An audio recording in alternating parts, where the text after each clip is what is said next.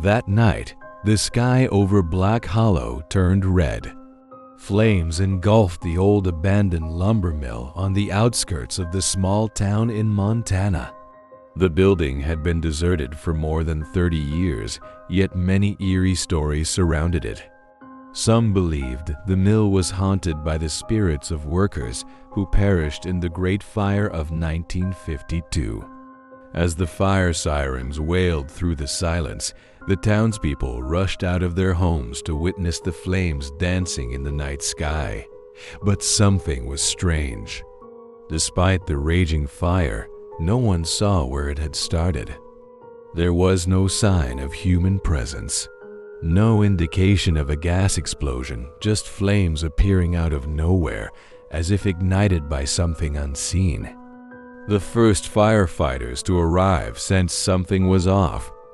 The smoke billowing from the building wasn't just thick and black, it was heavy and carried the stench of burning flesh.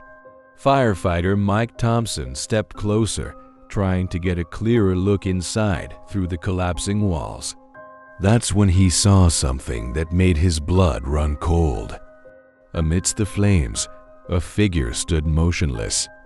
It looked like an old man, wearing charred work clothes, his face pale with empty eyes glowing red. His body wasn't burning, yet he remained in the inferno as if it was his home. Mike stumbled back in panic, trying to alert his team, but when he looked again, the figure was gone. "We need to get inside and make sure there are no victims," shouted Captain Baker, the fire chief.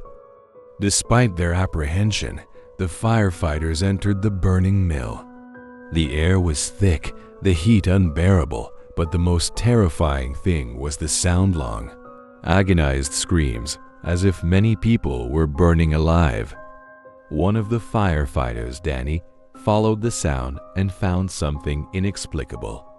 On the scorched walls, shadowy handprints appeared, clawing desperately, as if someone had tried to escape from inside the walls.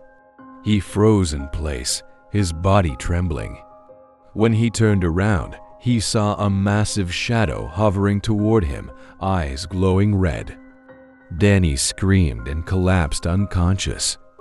Outside, the flames suddenly grew stronger without any apparent reason. Firefighters battling the blaze poured more water, but the more they sprayed, the bigger the fire became.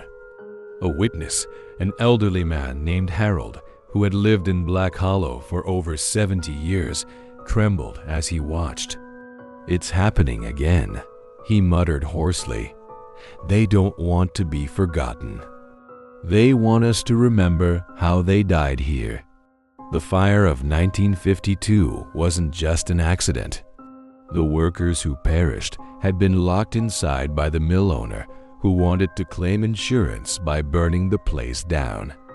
Those trapped had no way out, and they were consumed by the raging flames. Since then, the mill had remained abandoned, but every few decades, the fire returned on its own, as if those who died there still wanted the world to know of their suffering. When the fire in Black Hollow finally died down, no bodies were found, no evidence that anyone had been inside. Yet, some firefighters who had entered bore burn marks in strange places, not from the flames, but as if hands had gripped their skin tightly. That night, a cold wind swept through the small town, carrying whispers from the past. And among the blackened ruins, a faint sound could still be heard, the screams of those who would never leave.